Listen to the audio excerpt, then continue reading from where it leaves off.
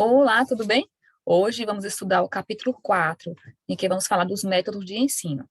No capítulo anterior, a escritora Ellen White falou que para desenvolver as capacidades da criança é necessário desenvolver a capacidade moral, física e intelectual. Mental, aqui com o livro, devemos desenvolver as capacidades mental, física e moral da criança em casa. Para isso, ela diferencia o estudo em casa do estudo da escola. Portanto, hoje eu trouxe 20 métodos de ensino que os pais devem aplicar em casa. Vamos ao primeiro. O primeiro, ela fala que nós devemos estudar a melhor maneira de governar o lar. O primeiro método de ensino começa conosco. Tem uma amiga que ela diz que não existe curso para mães e não existe curso para ser esposa, que deveria existir. A gente entra nessa vida sem ter um curso, sem aprender. A gente faz curso para tudo, menos para ser mãe. E o livro aqui traz que o primeiro livro que nós devemos estudar para ser mães é a Bíblia. Eu trouxe outros exemplos aqui, o Lar Adventista, Orientação da Criança, tem um outro livro que é bem interessante, que é Uma Mulher Segundo o Coração de Deus, Homens de Poder. Temos muitos livros, vídeos e palestras agora no YouTube que nós devemos aprender como ser mãe, como aprender a como governar o lar. No livro fala, preparai o caminho para vosso filho obedecer alegremente às vossas ordens. Ensinai as gavinhas a se apegar a Jesus. Ensinai-lhes a pedir ao Senhor, que os ajude nas pequenas coisas da vida, a estarem bem despertos para verem os pequenos deveres que precisam ser executados e serem prestativos no lar. É o que nós devemos ensinar aos nossos filhos. O segundo método de ensino fala que com o coração cheio de amor. Nós devemos estar com o coração cheio de amor. Um coração amável, pura, que possa impregná-los as inspirações puras e cultivar neles o amor às coisas honestas e santos. Então, um coração amável para impressionar nossos filhos. Amor também. Nós devemos buscar a mais elevada cultura mental e espiritual para começar a instruir nossos filhos. O terceiro fala de atitudes calmas e gentis.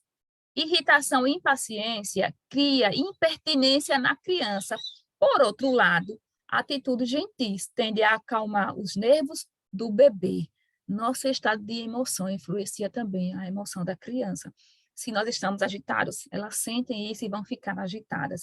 Tem uma pesquisa que eu vi, um vídeo que eu vi no YouTube, que disse que nós pegávamos nossa criança no colo e acalmá-lo por 20 minutos, cantar, sussurrar no ouvidinho dele, na cabecinha, aí eles vão se acalmar. Então, nós precisamos estar calmos para poder acalmar nossos filhos. O quarto, as teorias devem ser submetidas à prova. Nem tudo que a gente recebe, nem toda orientação, nem todo livro que lê ou vídeo que a gente vê, devemos colocar na nossa vida, porque cada lar tem um método diferente, tem pessoas diferentes, então nós temos que colocar à prova, pesquisar e ver se está de acordo com a palavra de Deus e se adequa à nossa vida. As mais valiosas sugestões de outras pessoas não devem ser adotadas sem ponderação e discernimento. O quinto método, métodos empregados nos tempos antigos. E aqui ele relata como era que acontecia os ensinos com o povo de Israel. Eles se reuniam e era passada a instrução da Bíblia de boca a boca, através da oralidade, e também através dos pergaminhos. Eu trouxe aqui um pergaminho para você dar uma olhada. Mediante o canto, a oração e as lições tiradas das Escrituras e adaptadas à debrochante inteligência, tinham os pais e mães que ensinar aos filhos que a lei de Deus é uma expressão do seu caráter e que, à medida que recebem no coração os princípios dessa lei, delinear-se-iam na mente e na alma a imagem de Deus. Então, nós temos que aprender também com os métodos antigos e também como nós aprendíamos antigamente. Como não tínhamos muito livro no meu caso, minha mãe ensinava as orações quando a gente ia dormir e quando acordava. E ver se adequa à sua família também. Próximo aqui fala sobre, que é o sexto, ensinar com afeto e amor. Achei bem importante e trouxe algumas instruções, como pais e mães têm uma solene obra a fazer. A salvação eterna de vossos filhos depende do vosso procedimento. Como educareis com êxito vossos filhos? Primeiro, não xingando, pois isso nenhum bem fará. Segundo, falai a vossos filhos como se estivesseis confiança em sua inteligência. Terceiro, lidai com eles com bondade, ternura e amor. O quarto, dizei-lhes o que Deus quer que façam. Quinto, dizei-lhes que Deus quer que se eduquem e se preparem para ser colaboradores dele. Quando vocês fazem a parte que lhes cabe, podem confiar que o Senhor fará a parte dele. O espírito inquieto naturalmente se inclina para o mal. A mente ativa, caso não seja ocupada com coisas melhores, dará atenção que Satanás possa sugerir. As crianças precisam ser instruídas, guiadas em caminhos seguros, guardadas do vício, ganhas pela bondade e confirmadas em praticar o bem. Então, devemos orientar nossas crianças, mas com afeto e com bondade, porque senão, como elas têm muita energia, eu tenho um filho e ele tem muita energia, então essa energia deve ser direcionada. Eu até aceitaria sugestões de como fazer atividades direcionadas com os filhos. Se você puder colocar aí nos comentários algumas sugestões, será bem-vindo para mim e para outras pessoas também, que possam, que você possa dividir esse conhecimento conosco. O sétimo é tomar tempo para conversar, né? Hoje em dia a gente não tem tempo, mas o tempo é muito importante para nossos filhos. Eles não são eles, veja, viu? Estou falando do meu filho, que eles são engraçados. Ele é muito engraçado, brincalhão, fazem palhaçadas, são competitivos, criam máquinas, inventam soluções para problemas e fazem perguntas. O meu faz pergunta: o que segura as estrelas no céu? Como a comida vira cocô? Como os bebês saem da barriga? Tantas coisas que ele me faz pergunta quando a gente está conversando assim. É bem interessante tomar esse tempo para conversar com os filhos. E por que menino é menino diferente de menino? Tome tempo para conversar com seus filhos. Toda mãe deve tomar tempo para raciocinar com os filhos, para corrigir-lhes os erros e ensinar-lhes pacientemente o caminho direito. Além da gente dividir o que a gente sabe, a gente vai corrigir os erros. Então, por isso que é importante dedicar tempo para nossos pequenos. Oitavo, variar os métodos de instruir. Olha só, a gente não aguenta, né, receber aquela mesma instrução formal o tempo todo, e como as crianças vão conseguir aprender? Por isso é melhor variar os métodos de instruir, porque nosso cérebro é muito dinâmico, inteligente, nós precisamos variar esses métodos para nós mesmos, para os nossos filhos, para que eles possam sentir satisfação em aprender, que desperte as nobres e elevadas faculdades da mente. Bem poucos há que compreendem as mais essenciais necessidades da mente e a maneira pela qual devem dirigir o intelecto em desenvolvimento, o aumento da capacidade de pensar e sentir dos jovens. Então, através da maneira diversificada, a gente vai também aprimorar a capacidade de pensar dos jovens, e justamente por causa disso, porque ele tem uma capacidade de pensar bem ampla, vão aprender mais facilmente se nós modificarmos os nossos métodos de instruir. O nono diz: ensinar as primeiras lições ao ar livre, cultivar, regar, colher, brincar ao ar livre, ouvir os cantos dos pássaros, pegar na areia, aprenda sobre o amor de Deus revelado nas obras que ele criou. Há para esse saúde e felicidade no estudo da natureza. À medida que a mente dela se desenvolve, pode ser acrescentada lições dos livros, sendo fixadas firmemente na memória. Então, a gente primeiro vai, leva o menino para a natureza, ensina, e depois vai ensinar as coisas dos livros. Vamos para o décimo é lições curtas e interessantes. Eu achei isso aqui bem interessante, porque a gente às vezes gosta de falar muito, mas não é, com criança não é necessário, porque cansa, né? Quando os pais desempenham completamente sua parte, dando-lhes mandamento sobre mandamento, regra sobre regra, tornando suas lições curtas e interessantes, não somente lhes ensinando por preceito, mas, por exemplo, o Senhor colaborará com seus esforços e os tornará mestres eficientes. Nada é tão contagioso como o exemplo. Observa aqui nessa foto que tem dois homens andando, cabeça baixa e as mãos para trás, e a criancinha imitando. Então, nós temos que fazer para depois nossos filhos nos imitarem. Não adianta a gente dizer uma coisa e fazer outra. É necessário que a gente faça também. Diga e faça. Diga e faça, redundância, né? Diga e faça. Nossa palavra tem que estar de acordo com nossas ações. O 11º método é simplicidade e brevidade. Evite observações enfadonhas, prefira comentários curtos e ao ponto, exercerão influência positiva.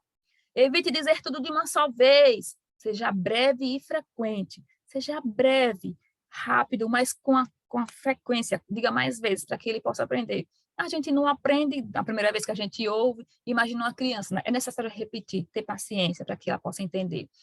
Longos discursos sobrecarregam a mente limitada da criança. Conversa demais vai levá-la a ter aversão até mesmo pela instrução espiritual. Então, a gente às vezes quer falar tudo de uma vez, mas não vai adiantar. É necessário falar aos poucos. 12. Incentivar o pensamento independente. Fazer perguntas. E quando a gente fizer as perguntas, nós devemos ouvir as crianças.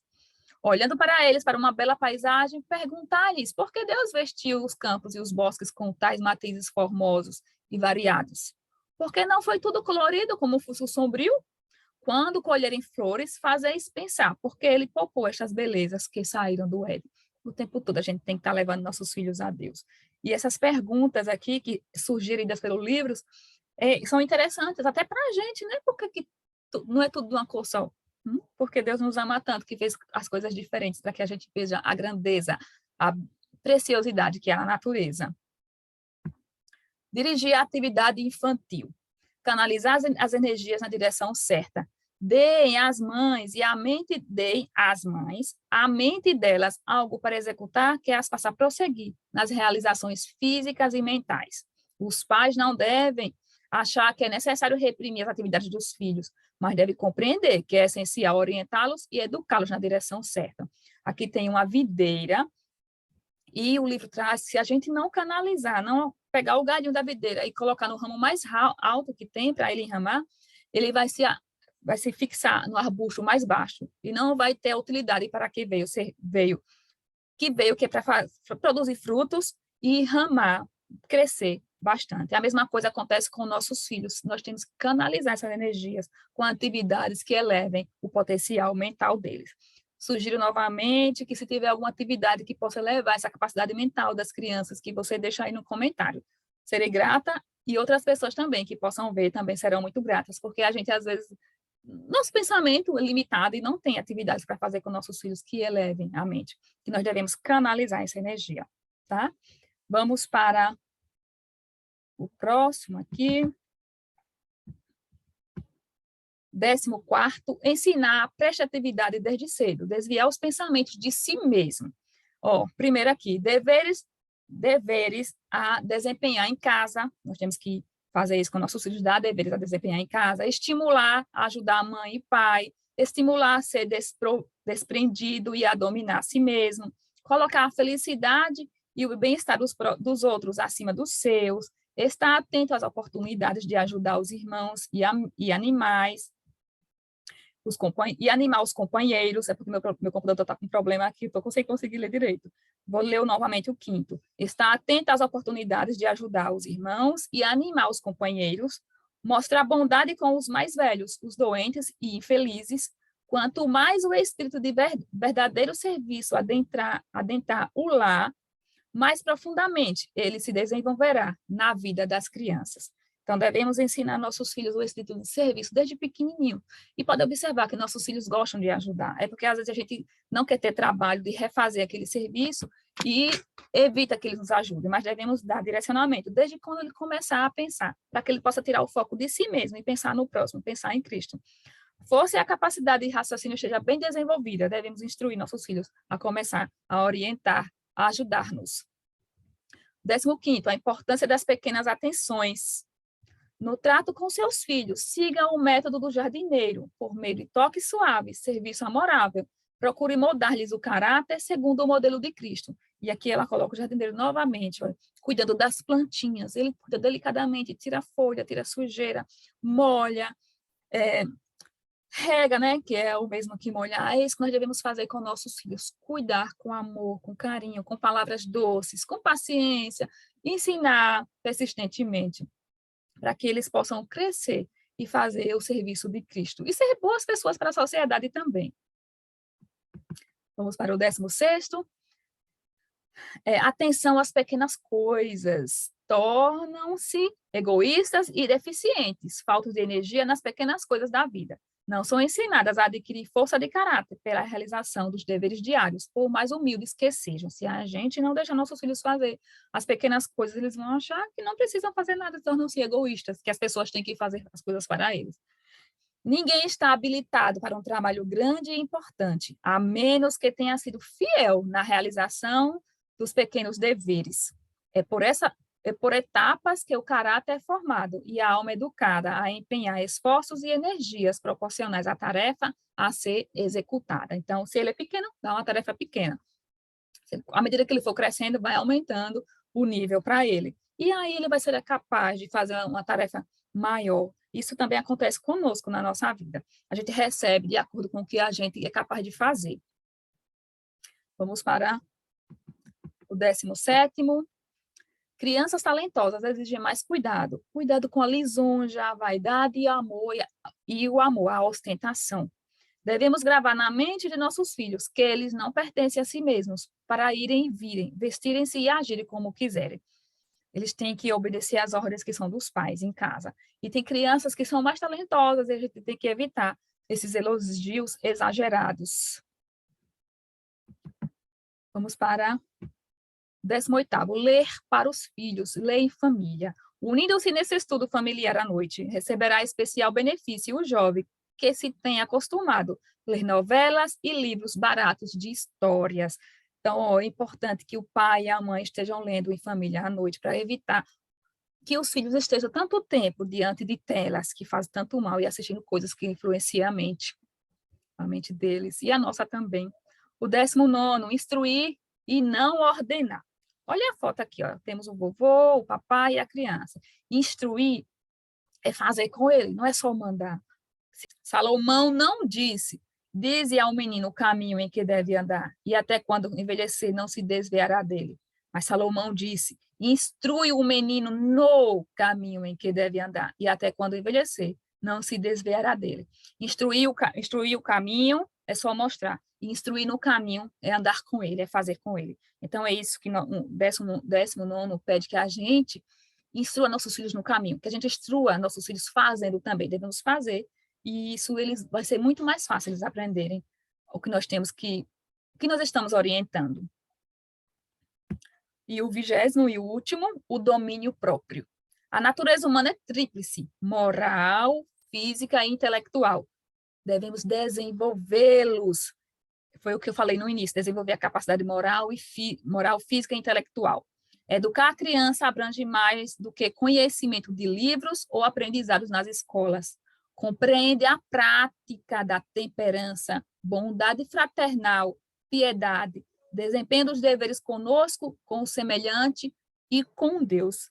Esse aqui é o resumo do nosso capítulo. É isso que esse capítulo nos instrui, com relação aos métodos de ensino. Devemos desenvolver as capacidades do menino conosco, com o semelhante e com Deus. Não há influência mais poderosa do que as que nos cercam nos nossos primeiros anos. Diferente dos animais, que são irracionais, a criança deve ser ensinada a se dominar. Não é para a gente controlar a criança como um animal irracional, é para a gente ensinar a criança a se dominar seus sentimentos. Ela pode ter raiva, como diz um trecho da Bíblia: irai-vos, mas não pequeis. Mas ela tem que se controlar. Se ela estiver com raiva, não é para se jogar no chão, não é para jogar o objeto que está no chão, ela tem que aprender a se controlar, a se dominar, respeitar a si, a nós e a Deus. Esse aqui foi o capítulo 20. Eu resumo também este capítulo 20 com Gálatas 5, de 22 a 23, com o fruto do Espírito. Quem tem o fruto do Espírito, quem está no Espírito Santo, produz isso: a paz, a paciência, a alegria, a amabilidade, a mansidão, a fidelidade, a paciência, já falei, né? A bondade e o domínio próprio. Que nós peçamos a Deus orientação, que possamos colocar em prática alguns desses métodos de ensino. E se você tiver alguma sugestão, que possa colocar aí nos comentários para nos ajudar. Até o próximo capítulo. Eu vejo você, que a gente vai falar, deixa eu dar uma olhadinha aqui, que é o capítulo 5, a Bíblia como manual, tá bom? Até lá, um grande abraço e obrigada por estar aqui me acompanhando.